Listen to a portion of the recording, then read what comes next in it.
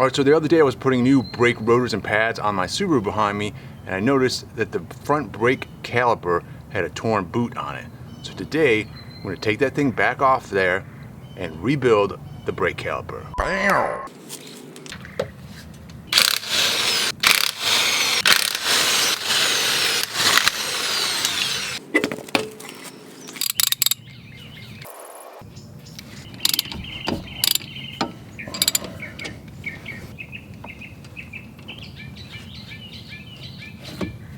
Alright, so here you can see on this boot is torn right there. When the piston comes out more, you'll see it even better. Now you can call this a more advanced job because it involves disconnecting the brake line to the caliper here.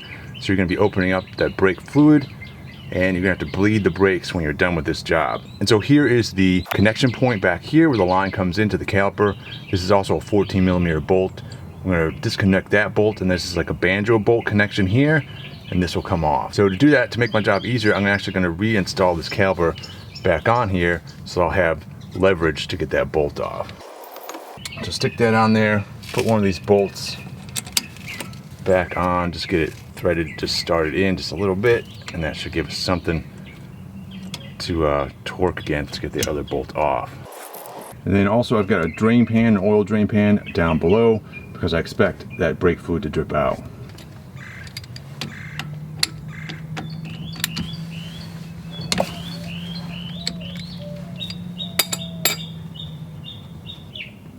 Well, you can see the brake fluid dripping out right there. Now we'll go ahead and remove the bolts holding the caliper on and remove the caliper. I'll let some of the brake fluid drip out of here. Alright, so to do this job we got some brake cleaner, some brake fluid. Alright, so we got an air gun here with a little rubber tip on it. We've got the corresponding air compressor for that. And the main part is this kit. This is a brake caliper rebuild kit specifically for this Subaru. And in the kit we've got some grease for the boots that are going on here. These little retainer clips here. These are our oil seals. Here are our little boots, the dust boots. I'm gonna take a little rag, put that down, and then get my caliper on top of that. I've got gloves on because it's gonna get messy with all the brake fluid that will come out of here. This is where this little air gun with the rubber tip comes in. We're on the back side of the caliper where the hydraulic line comes in. This is where we're going to be applying that rubber tip to fill the chambers here with air, which should force the pistons out. Alright, so you hopefully saw that piston move out there, right, that one.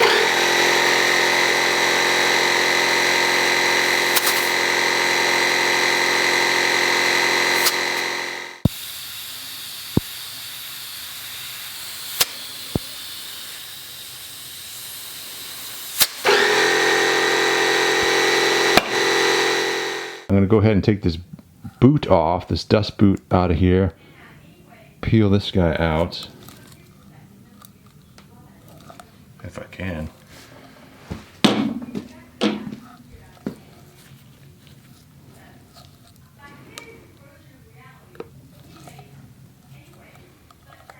Alright, so this is where that circular clip thing lives, it looks like. Holds this dust boot on there. Find the ends of it. Basically, I'm going to go ahead and push this dust boot down in there. And that should reveal the little pin clip, the little circular pin clip thing that's holding it in. You can kind of hopefully see that silver ring in there. That's what we're looking for. And there should be an end to it.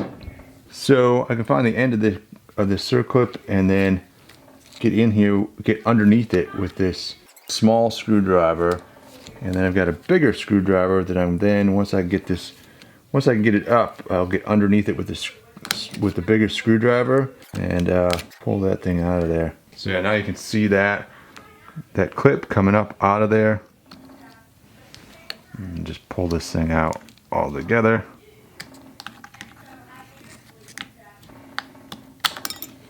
There we go. So there's that guy, that's out. And now this boot should come out of there. And just peel that out. Now we got to get this other one out, which may mean putting this guy back in there to some degree. All right, so I cleaned this off with a rag here. I'm gonna go ahead and stick it back in, just enough so that we can hold some air in this chamber, enough to push air and pressure on this chamber and get this one to pop out. Go ahead and reapply air to the back of this guy. So much.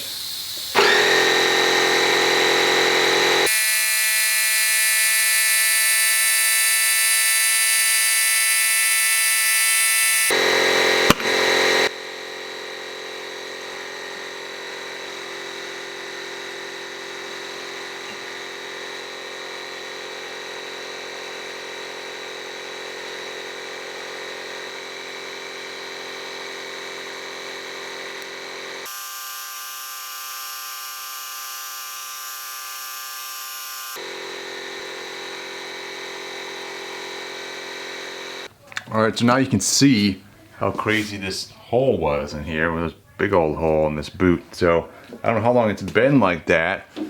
I have not changed the brakes on this thing in a while, so hopefully everything is good in here. We'll take a look. Let's take a look at this piston and see if it has any wear marks and stuff on it.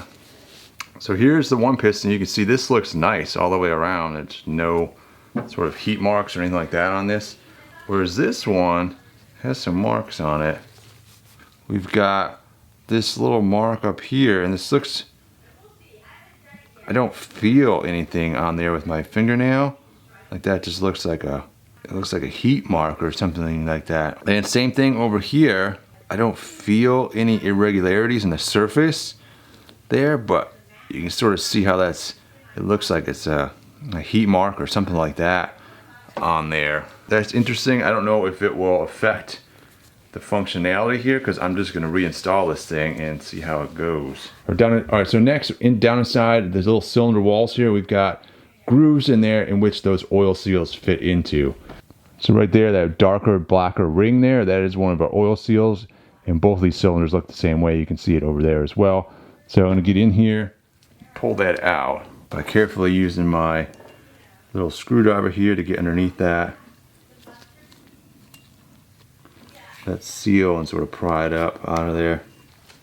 Alright, so to get that out, to get this little ring out, I'm using a combination of my little screwdriver here as well as some welding rod. Here's this TIG welding rod here, or something else similarly skinny like that. And I can get underneath that, and between the combination of the two of these, I can lift that up out of there and pull out the old oil seal. I'll do the same with this other one over here. All right, and now that both of those are out, I'm gonna go ahead and clean this thing out with some brake cleaner.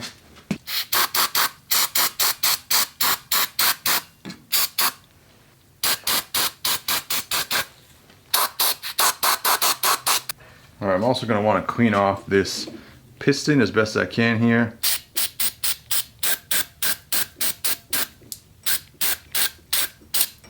Rag and run that around here. Alright, so let's put this thing back together. Go ahead and cut the edge off of this so I can apply. And then take off a little bit of that. I'm just going to lube this guy up real good, all sides basically.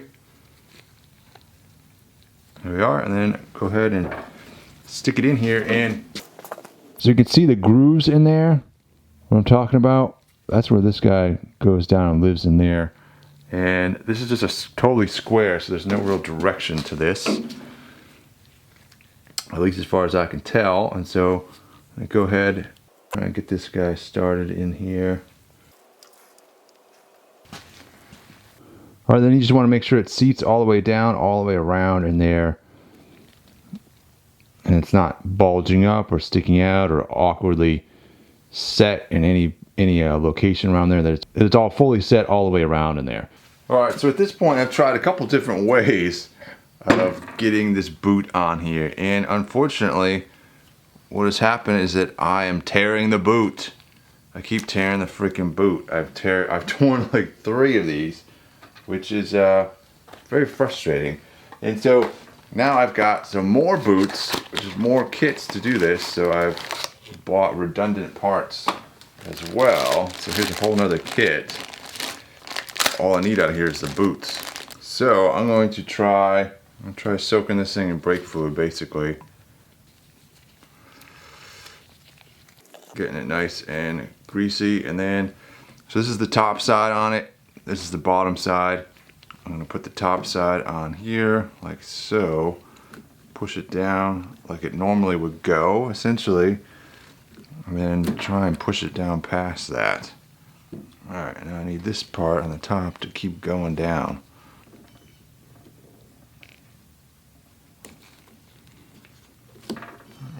Alright, push it down a little bit further. Holy crap. Alright, and then I want this to come down past. Ooh, like that. Look at that. Ooh, that's nice. Like that, and then from there, we want to be able to get in here. We want to make sure this is all greased up too, real nice. Because we got this little groove on the top, right? We've got the groove on top here where this boot, this section of boot right here. This section of boot, you can see the little ridge right up in here. That's supposed to slot into that groove basically, and then this ring comes around this guy, comes up and then slots down in to that groove on the inside. So that's what makes this application of this installation difficult. Getting the boot on here, getting the boot seated in here, and then getting that little clip seated around the boot. All those things have to line up, and it's not so easy. Alright, now with the boot sort of down in there, I think it's in the grooves. It's probably twisted up a little bit. I'm going to rotate this whole thing, and hopefully that will help seat that in the groove.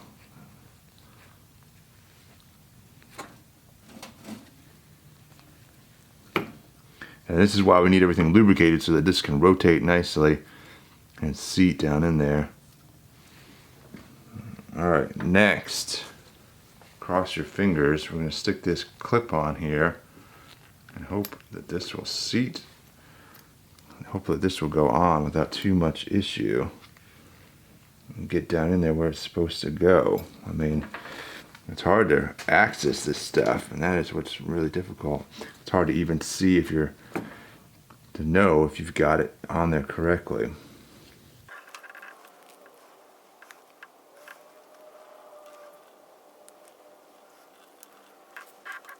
Because yeah, it is hard to get a hold of that little circlip.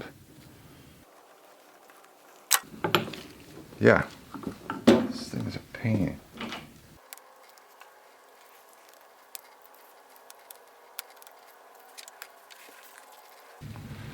Alright, now with that clip down in there, which is not easy, man.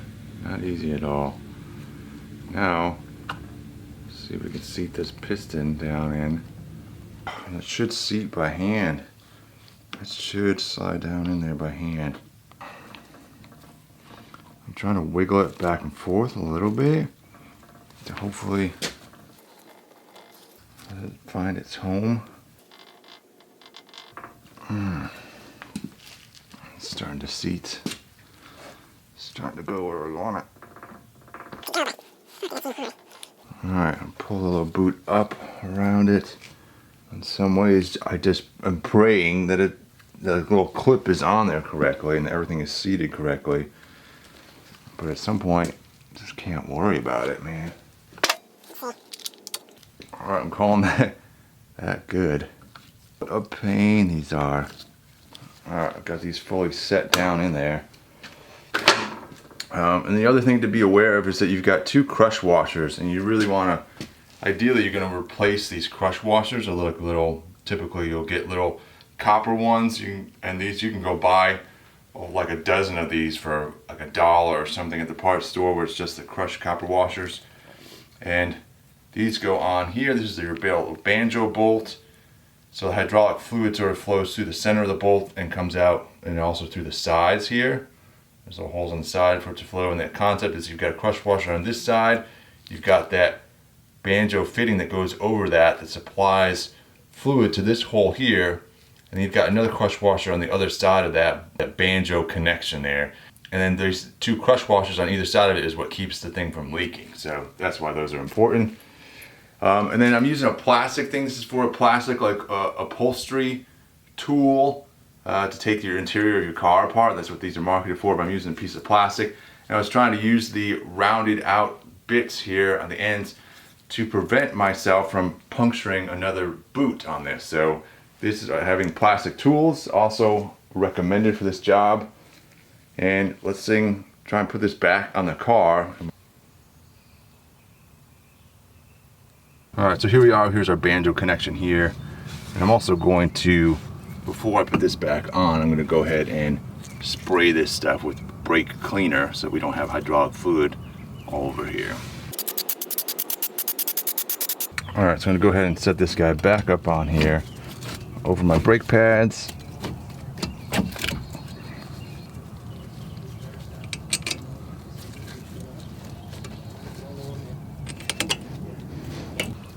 And then I've got my little Banjo Bolt here, putting 1 crush washer on this side of it, going through the fitting over here, then putting another crush washer on the other side of that, and then installing it onto the caliper here.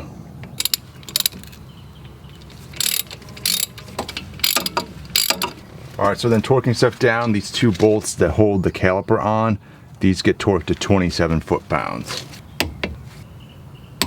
Alright, so now we're going to torque down the Banjo Bolt for this guy. And take note, this is a completely different torque wrench because we're moving to inch-pounds.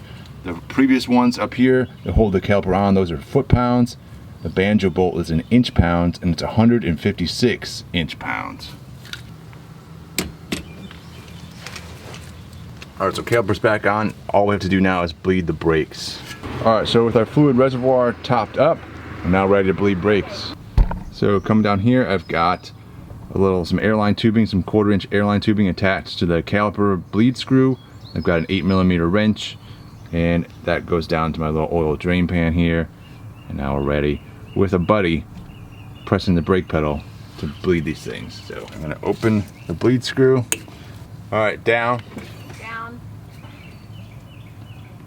Close the bleed screw. All right, up. Up. Down. Down. Up. Up. Down. Down. Up. Up. Down. Down. Up. Up. Alright, now we're starting to get fluid out, finally. Alright, down. Down. Up. Up. Alright, so that is the meat of this procedure, rebuilding the brake calipers on this particular Subaru. This is a 2-piston Subaru. I've seen much better designs on the 4-piston Subaru brake calipers, which are the sportier ones that you find on like WRX models. And those are better designed in a sense that they're easier to work on because the boot, that little circlip that I had so much trouble with, that circlip goes on the outside of the boot. Instead of like on the inside pushing out, it goes on the outside and clamps down like that on the WRX one. So this doesn't apply to all Subarus. It's basically just the ones with the 2 piston ones that I'm aware of. All I know for sure is that this early model Subaru Forester, and most likely the Imprezas, early model Imprezas, base model Imprezas would also have, or most likely are going to have this similar brake caliper on it. So good luck if you're doing this procedure, and there's probably easier ways to do it. I just couldn't find examples of people showing how to do it. So hopefully this helps somebody. And if you're looking for more information on how to bleed the brakes at the end there, where I didn't show great detail on that, I have other videos and I'll put a link in the description of this video so you can find that. The basic thing though is that you have a buddy in the car, you open the bleed screw, your buddy pushes the pedal all the way to the floor, you close the bleed screw, they release the pedal all the way, and then you open the bleed screw and repeat the process, and that pumps fluid and air out of the lines. And what I did on this, I didn't just bleed the one brake caliper, I bled both the front brake calipers, which is what I was working on here, and that worked in my scenario. But what I ended up with a nice hard brake pedal feel. You want to make sure you end up there, and then you want to test drive it really slowly in a small section around the block to make sure it is working. You could also, to be extra safe, you could bleed the brake calipers on the rear as well. Do all the brakes, make sure there's no air coming out of the lines anywhere. So thanks for watching. Hope you had a good time and hope you learned something, and good luck on your projects. Keep on wrenching. We'll see you next time.